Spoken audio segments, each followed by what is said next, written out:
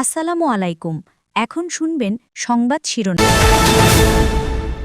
আইনি নিশ্চয়তা না পেলে জুলাই সনদ স্বাক্ষর অনুষ্ঠানে যাবে না এনসিপি। নির্বাচন ঠেকাতে সরকারকে ব্যতিব্যস্ত রাখছে একটি পক্ষ। 20 বছরের মধ্যে সবচেয়ে খারাপ ফল এইচএসসিতে, গড় পাশের হার 58.83। যথামূল্য চলছে রাকসু নির্বাচনের ভোট গ্রহণ, অমোচনীয় কালি নিয়ে অভিযোগ। চাকসুতে শিবির সমর্থিত প্যানেলের জয় জয়কার।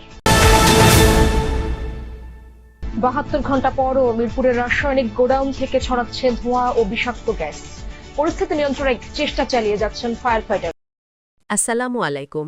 এতক্ষণ শুনছিলেন সংবাদ শিরোনাম, এখন শুনবেন বিস্তারিত। জুলাই সনদের আইনি ভিত্তি না হওয়া পর্যন্ত স্বাক্ষর অনুষ্ঠানে অংশ নেবে না জাতীয় নাগরিক পার্টি এনসিপি। সকালে এক সংবাদ সম্মেলনে সিদ্ধান্ত স্পষ্ট করলেন দলটির আহ্বায়ক নাহিদ ইসলাম। জুলাই ঘোষণাপত্রের বিষয়বস্তু নিয়ে প্রতারণা করা হয়েছে এমন অভিযোগ তোলেন তিনি। বলেন, বিষয়বস্তু রাজনৈতিক দলকে দেখানো হয়নি, অনেক ন্যারেটিভ সেখানে উঠে আসেনি। জানান, 9টি ডিসেন্ট সহ ঐকমত্য হওয়া 84টি বিষয়ে গণভোটের আওতায় আনতে হবে। তার মতে জুলাই সনদের আইনি ভিত্তির আগে স্বাক্ষর কেবলই আনুষ্ঠানিকতা। তবে জনগণ চাইলে সনদ অনুমোদিত হবে, যা নির্বাচিত সরকার বাস্তবায়ন করবে বলেও জানান এনসিপির আহ্বায়ক। জুলাই সনদ নিয়ে লোক দেখানো আনুষ্ঠানিকতার প্রয়োজন নেই উল্লেখ করে নাহিদ বলেন, ঘোষণাপত্র নিয়ে প্রতারণা করা হয়েছে। সনদের আইনি ভিত্তি ছাড়া কোনো নাটকীয়তার অংশীজন হবে না এনসিপি। এ সময় তিনি আরো বলেন, ফেব্রুয়ারিতেই নির্বাচন দিতে হবে। এনসিপির প্রতীক ইস্যুতে নিরপেক্ষতা হারাচ্ছে ইসি, জোর খাটিয়ে একটি সিদ্ধান্ত বাস্তবায়ন করতে চাচ্ছে কমিশন, এমনটাও বলেন দলটির আহ্বায়ক নাহিদ ইসলাম। শুধুমাত্র একটা আনুষ্ঠানিকতা করার প্রয়োজন নেই, বরং আইনি ভিত্তি ছাড়া এবং অর্ডারের ব্যাপারে নিশ্চয়তা ছাড়া আমরা যদি সনদে স্বাক্ষর করি সেটা মূল্যহীন হবে এবং পরবর্তীতে সরকার অর্ডার আসলে কিসের প্রেক্ষিতে দিবে, কি টেক্সট সেখানে থাকবে সেই নিশ্চয়তা আমরা পাচ্ছি না। ফলে আমাদের সদস্য সচিব যেমনটা বললেন যে আমরা সেই বিষয়টা নিশ্চিত না হওয়া পর্যন্ত আমরা জুলাই সনদে স্বাক্ষরের যেই অনুষ্ঠান বা যেই আয়োজনটা চলতেছে সেখানে আমরা নিজেরা অংশীদার হব না।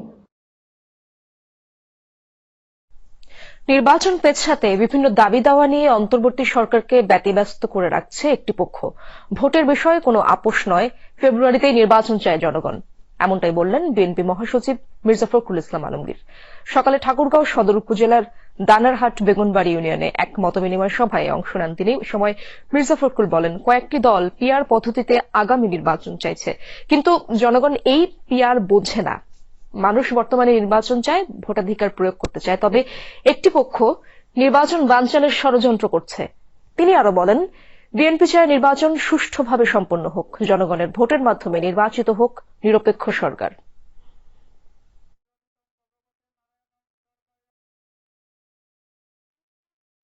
কয়েকটা দল, রাজনৈতিক দল পিআর নিয়ে একটু চিৎকার করতেছে, তাই না?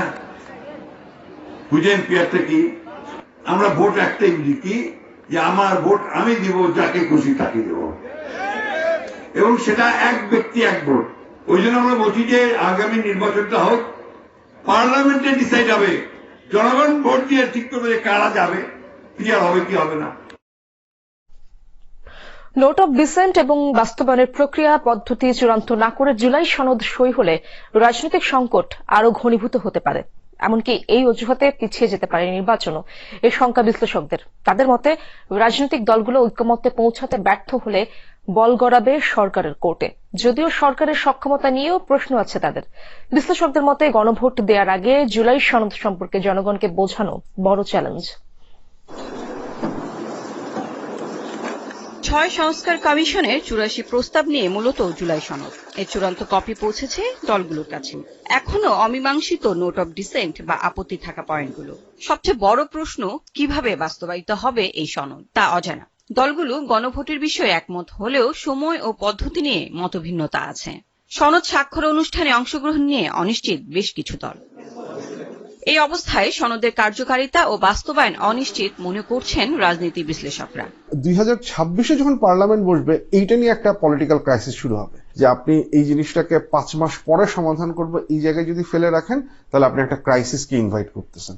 আপনাকে এখনই, এবং এই ক্ষেত্রে অন্তর্বর্তীকালীন সরকারকে প্রয়োজন হলে কিছু ক্ষেত্রে শক্ত পদক্ষেপ নিতে হবে, কারণ আপনি এতদিন ধরে আছেন, আপনি এই পুরো জিনিসটাকে চালিয়েছেন, এবং আপনি যদি পলিটিক্যাল পার্টিগুলো যখন ফেল করছে তখন কাউকে না কাউকে তো দায়িত্ব নিতে হবে। সেই দায়িত্ব যদি আপনি না নিতে পারেন তাহলে তো কনসেনসাস কমিশন ডাকারই কোনো প্রশ্ন ছিল না। খুবই অনিশ্চয়তার মধ্যে আমরা আছি। পুরো জিনিসটা ব্রেকডাউন করে যেতে পারে, আবার অল্টারনেটিভলি চিন্তা করতে হবে হয়তো অনেক কিছু। রাস্তায় আমরা আরো আন্দোলন দেখব, প্রচন্ড চাপ দেখব, হ্যাঁ, একটা বিশৃঙ্খলার পরিবেশ দেখব। আপ্রাণ চেষ্টা করছে বর্তমান সরকার ইলেকশনকে না পেছানোর জন্য। আমার মনে হয় ইলেকশন সবাই চাই বাই ফেব্রুয়ারি, কিন্তু যদি সমাধান না হয় তখন ইলেকশনটা একটা অনিশ্চয়তার মধ্যে পড়ে গেল। গণভোটের মাধ্যমে সনদ বাস্তবায়নে একমত দলগুলো, কিন্তু সেখানে নোট অব ডিসেন্টের অবস্থান কি হবে সেটা পরিষ্কার নয়। অঙ্গীকারনামায় ডিসেন্ট না রাখার পক্ষে অনেক দল। জটিল ব্যাপার আমার জানা মতে, মানে এগুলোকে খুব ভালোভাবে বুঝতে হলে ওই একটা পলিটিক্যাল সায়েন্সের একটা পিএইচডি দরকার। চ্যালেঞ্জটা হচ্ছে মানুষের কাছে সেটা পৌঁছানো, কারণ আমার ধারণা মানুষ তখন প্রশ্ন করবে আমি তো বুঝি না। এবং কেউ যদি এটা সুপ্রিম কোর্টে নিয়ে যায় যে আমার উপর জোর করে এমন একটা জিনিস চাপানো হচ্ছে যেটা আমি বুঝি না, আমাকে অসংখ্য জটিল প্রশ্ন করা হচ্ছে এবং বলা হচ্ছে হ্যাঁ না, এর মধ্যে পুরো প্যাকেজের মধ্যে আমি 10টা মানি 20টা মানি না। যে বিষয়গুলো ডিসেন্ট আছে সেই বিষয়গুলো হচ্ছে জনমত যদি পক্ষে আসে তাহলে কি নেক্সট যে সরকার ক্ষমতায় আসবে তাকে কি ওইটা বাধ্যতামূলক ভাবে সেই জনমতের ভিত্তিতেই কনস্টিটিউশনটাকে চেঞ্জ করতে হবে, নাকি তার ডিসেন্টটাকে আলাদাভাবে বিচার করার স্বাধীনতা তার থাকছে? এই কোয়েশ্চেনের কোনো উত্তর কিন্তু আমরা পাইনি, এবং সেই কোয়েশ্চেনের উত্তর না পাওয়াটা জুলাই সনদের বাস্তবায়নকেও একটা সমস্যার মধ্যে ফেলবে, প্লাস গণভোটকেও একটা ঝুঁকির মধ্যে ফেলবে। 17 অক্টোবর জুলাই সনদে স্বাক্ষর করবে রাজনৈতিক দলগুলো, আর সেটা যেন কেবল সই করা কাগজ না হয়ে থাকে সেটি নিশ্চিত করার তাগিদ বিশেষজ্ঞদের। ভবিষ্যতে সে কি করবে অন্তত তার কাছে পরিষ্কার হতে হবে বিষয়গুলো। লাভলি বিথি, যমুনা নিউজ, ঢাকা। এবছর এইচএসসি ও সমমানের পরীক্ষায় গড় পাশের হার 58.83%। গত বছরের তুলনায় প্রায় 78,000 কমে জিপিএ 5 পেয়েছেন 69,097 জন শিক্ষার্থী। সকাল 10টায় দেশের 11টি শিক্ষা বোর্ডে একযোগে ফলাফল প্রকাশ করা হয়।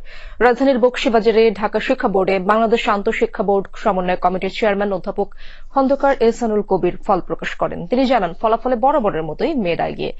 ছেলেদের চেয়ে 59,232 জন বেশি নারী শিক্ষার্থী পাশ করেছে। জিপিএ 5 বেশি পেয়েছে 4,991 জন। এহসানুল কবির বলেন, সবশেষ 2005 সালে এত কম ছিল সার্বিক পাশের হার।